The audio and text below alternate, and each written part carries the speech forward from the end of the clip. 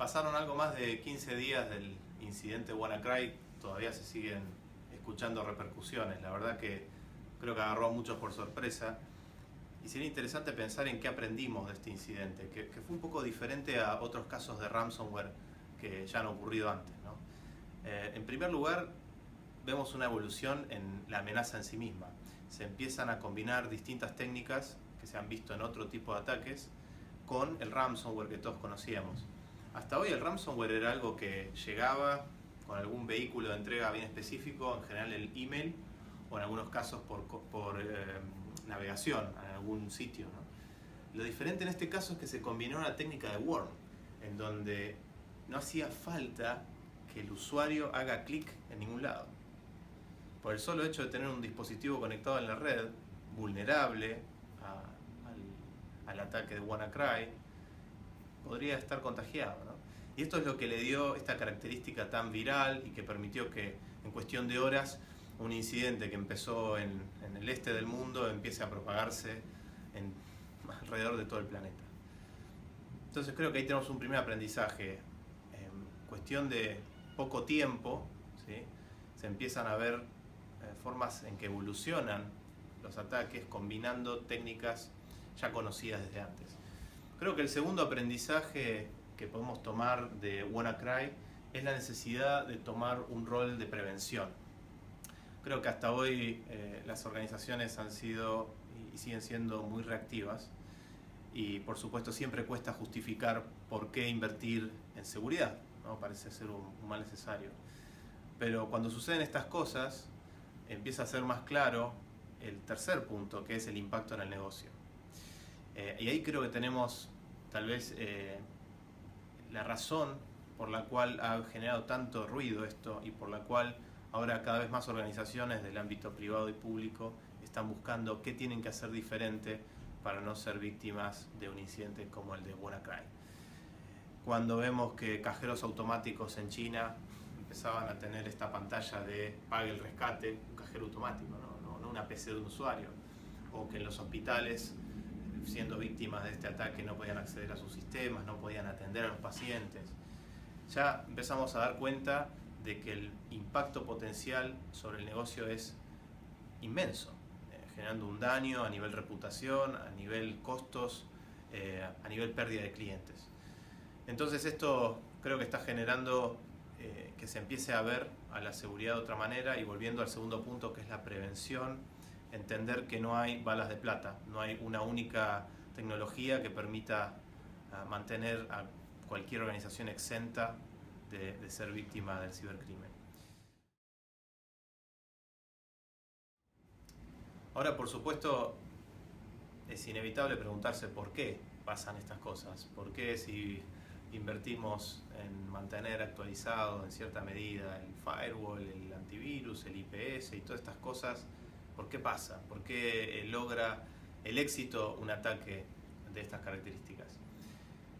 Y una vez más nos damos cuenta que hay un problema esencial, que es la vulnerabilidad, ¿no? Hay vulnerabilidades que están, van a seguir estando, y no solo es por negligencia, no es que los responsables de la seguridad son negligentes y no actualizan a tiempo. Hay sistemas que directamente no se pueden actualizar, no soportan distintos sistemas operativos más nuevos, o por algún proceso de negocio es difícil trabajar sobre esos sistemas y mantenerlos actualizados.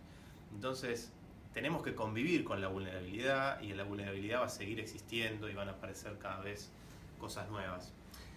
Entonces, ¿por qué pasa? Bueno, pasa porque hay una superficie atacable, ¿no? Hay un montón de dispositivos conectados a la red, y esto se complica aún más con el tema del Internet de las cosas, donde empezamos a conectar cámaras, sensores, que bajo ningún punto de vista vamos a estar mirando cómo actualizar eso, ¿no? Son dispositivos que uno conecta y ahí quedan. Entonces la vulnerabilidad va a seguir estando, y eso genera el caldo de cultivo para que los adversarios busquen cómo explotar esa vulnerabilidad y generar un ataque. El segundo tema o razón por la que nos pasan estas cosas es porque seguimos con una cultura, y esto no es algo específico de la Argentina o de los países cercanos o de Latinoamérica, sino en general en el mundo se sigue viendo todavía la seguridad como algo que yo resuelvo con una protección puntual. Pongo un dispositivo, pongo un producto o una solución que me da cierto nivel de control y listo. Y en realidad cada vez más nos damos cuenta de que necesitamos un enfoque de arquitectura. La seguridad es algo que se construye en capas y cada capa tiene un rol y hay que asumir que ninguna capa es infalible. Lo que hay que evitar es que fallen todas esas capas y que aun cuando todo falle, si es que eso ocurre, tengamos un proceso de respuesta ante el incidente que nos permita, aunque sea, controlarlo, contenerlo y poder resolver el problema o digamos, responder ante el incidente. Y además de esto, el tercer punto de por qué nos pasan estas cosas es por una falta de visibilidad. Porque de la misma manera la seguridad está pensada como algo que previene que me pase, que pase un ataque, ¿no? Bloqueo. En realidad tenemos que pensar a la seguridad como un elemento de visibilidad. Poder estar viendo y detectando a tiempo qué sucede dentro del entorno en el que yo apliqué controles para poder responder a tiempo a algo que se me está escapando. Si yo no tengo esa visibilidad de algo que entró por un camino que no era el previsto, una comunicación entre dispositivos que no es normal para mi organización, y yo no puedo ver eso en el momento que ocurre, se me va a escapar. Y ahí voy a tener un incidente donde ya hay una propagación, una infección masiva y el resultado es mucho más dramático. Entonces, por eso se está viendo tanto enfoque en la seguridad como herramienta de visibilidad para aplicar los controles necesarios para poder detectar y contener a tiempo.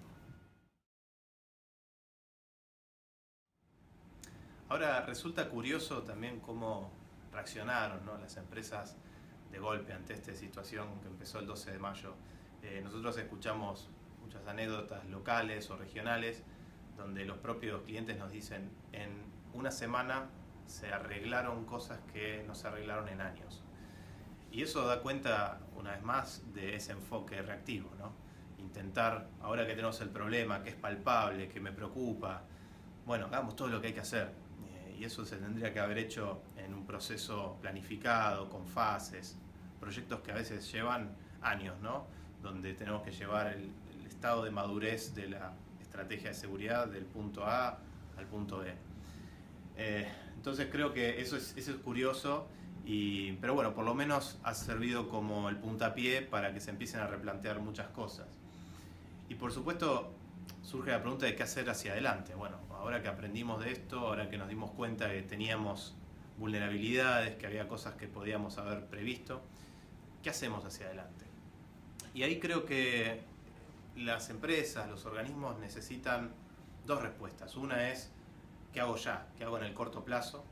Y la segunda es cómo ayudamos a hacer algo en el largo plazo, ¿no? Un trabajo a conciencia de evolucionar la estrategia de seguridad. Pero con el tema de la urgencia, bueno, ¿cómo resuelvo hoy? Es importante empezar a mirar tecnologías que generalmente no existen en muchas organizaciones y que permitirían tener una capa de control complementaria, adicional a lo que hoy tienen. Un ejemplo de esto es protección basada en DNS. En ese sentido, Cisco está empujando muy fuerte una tecnología llamada Umbrella, que permite justamente bloquear conexiones basado en DNS. Evitar que un usuario que intenta conectarse a un sitio malicioso o que está hosteado en infraestructura maliciosa resuelva esa conexión. Es un nivel de protección elemental antes de que se genere esa conexión, antes de que se genere ese tráfico. Con lo cual podríamos prevenir, y no solo dentro de la organización, sino hoy en día que no hay más fronteras y que los usuarios son móviles, que cada usuario, independientemente de donde esté, trabajando en un lugar público, en su casa, tenga esta capa de protección a nivel DNS. La segunda ventaja que tiene este tipo de seguridad, que además se implementa de inmediato, es que los ataques como ransomware generalmente utilizan conexiones, utilizan el DNS para resolver las conexiones hacia la infraestructura. O sea, para poder ejecutarse el malware y poder, por ejemplo, cifrar los datos en la computadora, como es el caso del ransomware, necesitan generar una conexión hacia un sitio y para eso hacen una consulta DNS. Entonces, si yo tengo un dispositivo ya infectado e intenta hacer esa conexión y estoy monitoreando esas conexiones con seguridad de DNS como Umbrella, Cisco Umbrella, estaríamos bloqueando la ejecución del ataque desde adentro hacia afuera, cuando ya tenemos la infección. Entonces, es una capa de seguridad que además tiene un doble rol. Con lo cual, estamos hablando e invitando a las compañías que empiecen a evaluar cómo incorporar seguridad de DNS, que además es la seguridad más rápida de implementar y con cero disrupción. Básicamente se activa en cuestión de minutos. Es solo cuestión de usar los DNS de Cisco Umbrella.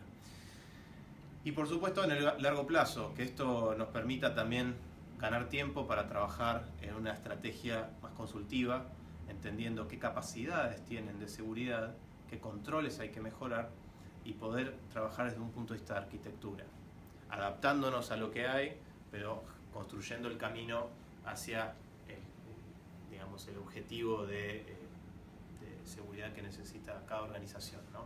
Con un control de riesgo aceptable para cada negocio. Nos han preguntado muchos clientes y partners también cómo respondió Cisco ante WannaCry. Es interesante, hay varias cosas que sucedieron. Lo primero que es fundamental destacar es que hoy por hoy cualquier fabricante de seguridad, gran parte, si no es la mayor parte del valor, no está en el producto que vende, sino en la inteligencia que sustenta ese producto.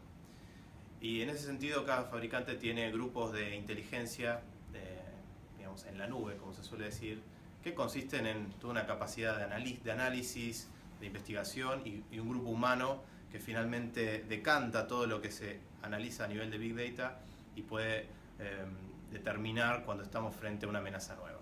En el caso de Cisco, esta organización se llama Talos y decimos sin dudar que es una elite en el mundo de casi 300 investigadores que justamente se nutren de la mayor base de inteligencia de amenazas que hay en el mundo, que es la que se alimenta de toda esa base instalada que tiene Cisco, que es la mayor.